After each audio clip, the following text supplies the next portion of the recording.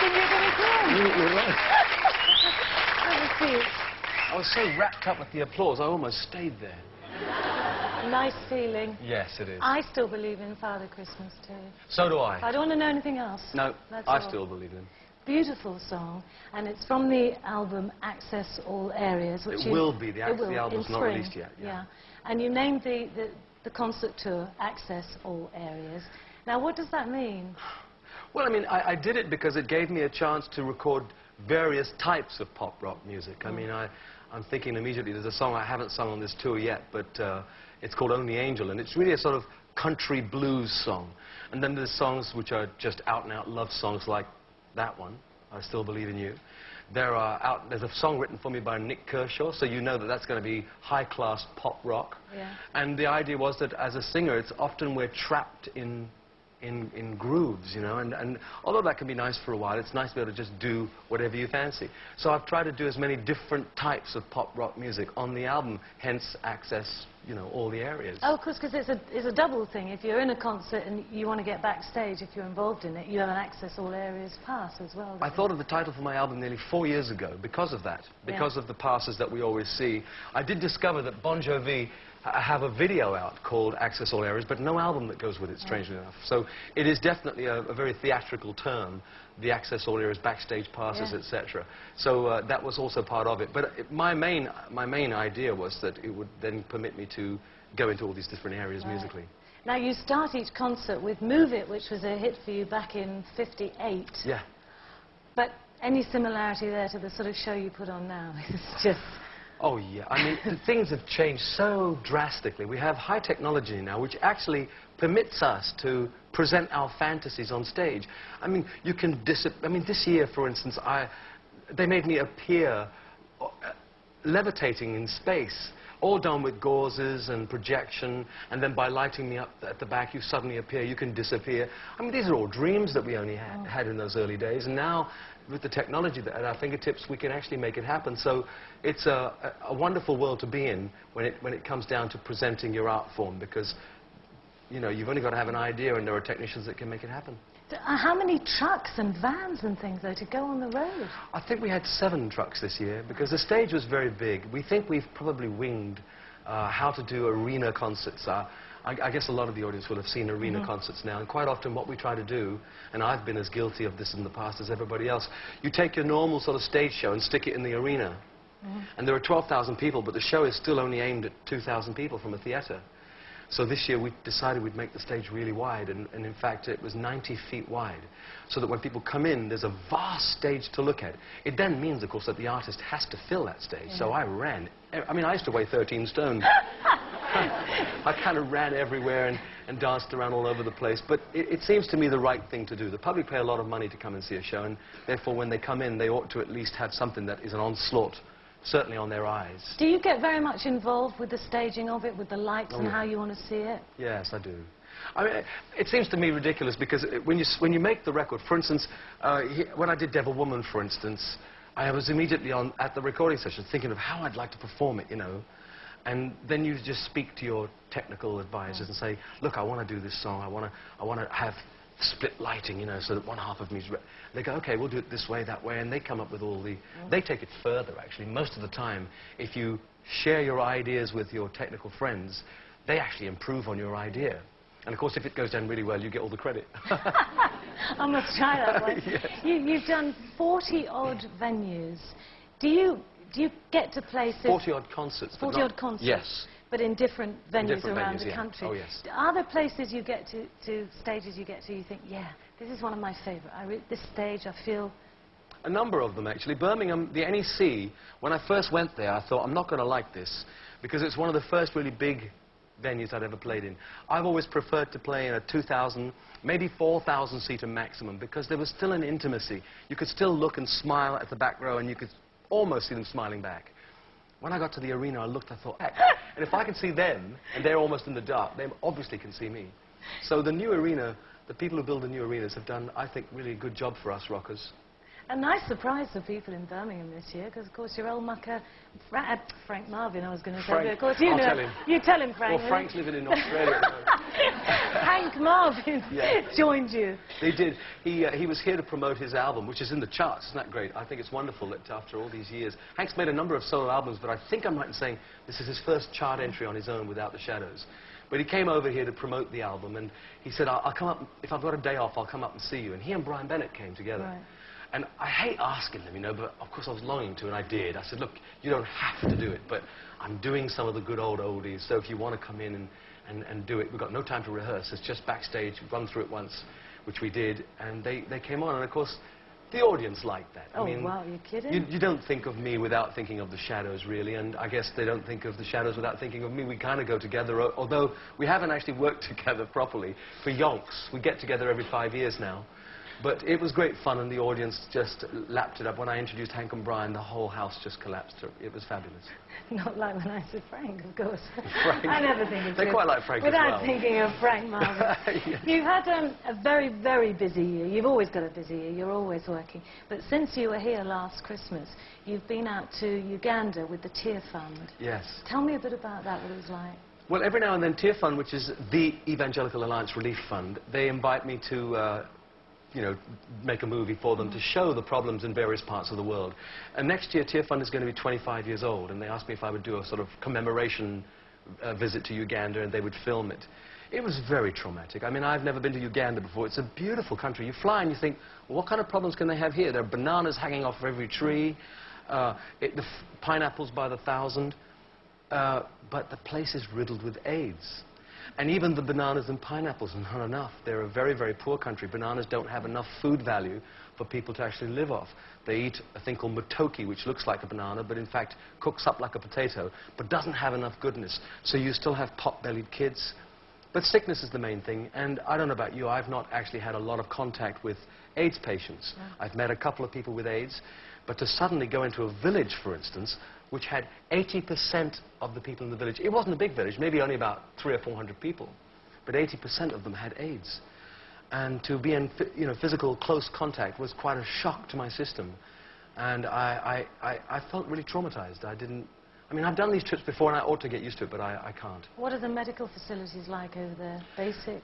Pretty basic. I mean, in fact, we went to a hospital in a place called Kagando. And they only had a female doctor who was the only doctor there that could do the surgery and could do all the operations and things. A lot of nurses, national nurses that they're trying to train. But a lack of facility, as always, you know.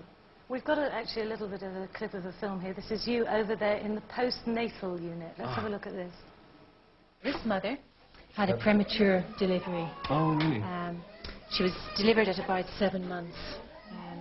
Oh. So this is the baby.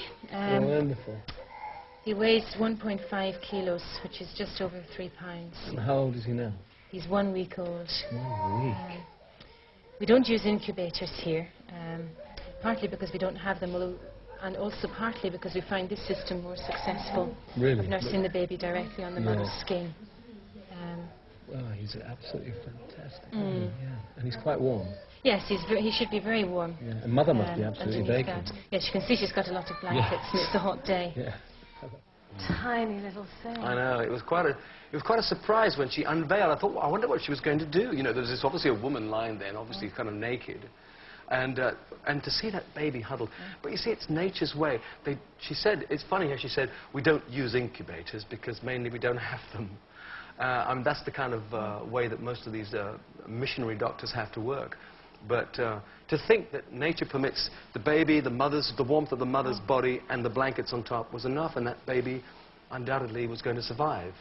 So they can actually get by, but obviously with help. I mean, in her own hut, she may not even think about doing that. Whereas modern medicine and the brains of these people is quite fantastic, and their compassion and concern is why they're there, of course. And it's fantastic to go out there and see them working in these terrible conditions. And I came away after 4 days. I mean, that girl's probably been there a year and probably there for another 2 or 3. The doctor, you were telling me before something interesting about the surgeon who... Yes. She's the one. She was the only surgeon they had there, and You mean the story about when she was walking to do an operation? Yeah. She had an emergency operation to make. So she was walking down from her hut up in the hill down to the main operating table.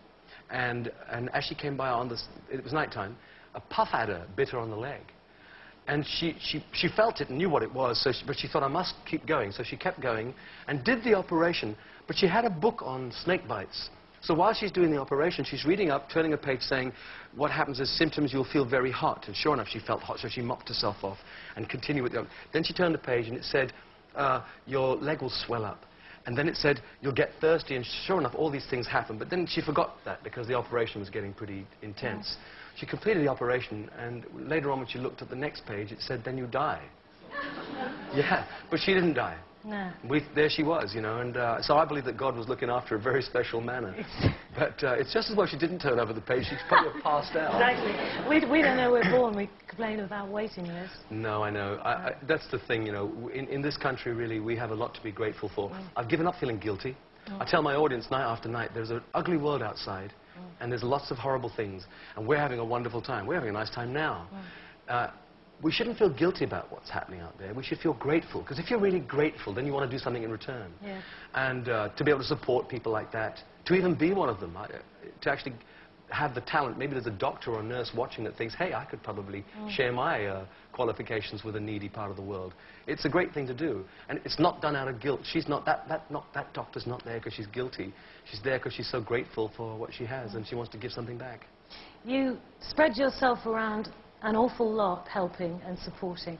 And in the summer, this summer just gone, there were shades of summer holiday because you were touring around on the tennis trail on a double-decker bus, weren't you? Yes. Well, I didn't actually go on the double-decker bus, but what we did was, because of for the uninitiated, the tennis trail is taking, in fact, it's taking a health program to the children of our nation. It surprised me that a lot of children, for instance, can barely run across a playground without being out of breath. I could probably run across a playground quicker and with less problems. So we were saying, let's take some a health program to the kids with tennis as the center point of it.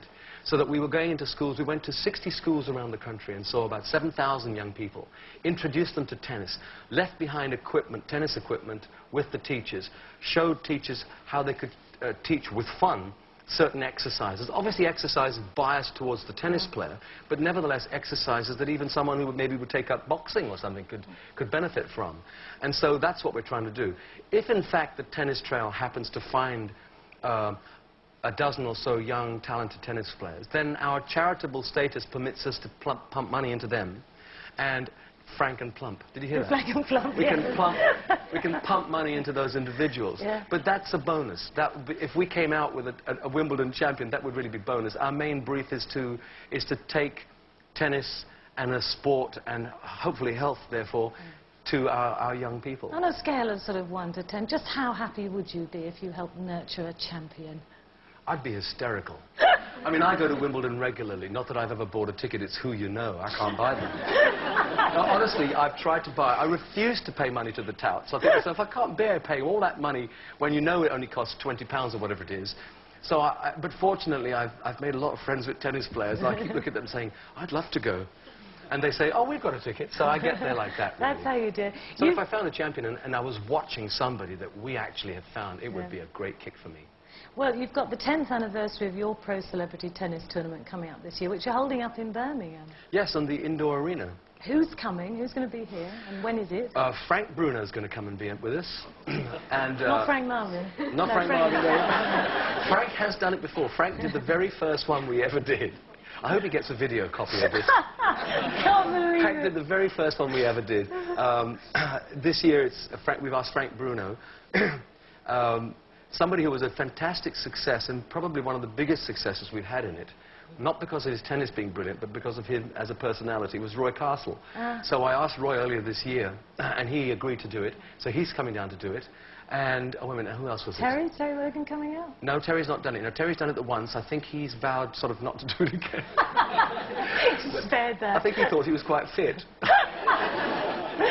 I'm trying desperately to think who the other name is. Gloria Hunniford's coming Gloria's down. coming. Yeah. Oh, her arm's better, you know. Yeah, she hasn't played for a couple of years. She broke her shoulder bone. Yeah. But she's quite fit, and in fact, what they're going to do is they're going to let me play with her. so that I'm going to be handicapped. Sorry, Gloria. You'd better gird your loins and rest up over Christmas. Are you planning a big family Christmas as usual? I usually have a family Christmas, yeah. My sisters come over with the kids and spend a couple of days with me, and of course they go to their in-laws and things as well. But I look forward to it. I like Christmas. I'm not one of the cynics. I know that Christmas has been commercialized, but, you know, I still think to myself, well, I want to buy things for my family. I want to buy things for the people I love. Somebody will therefore have to make them and sell them to me. Instant commercial transaction. And it's necessary. It's the way we live now. I'm a pragmatist. So I'm not cynical. I know why I believe in Christmas, and I know why I like it, and that's good enough for me. Well, I hope you have a good one and a peaceful one. Good luck with the single Thank you. and with the album out in the spring. Ladies and gentlemen, Cliff Richard.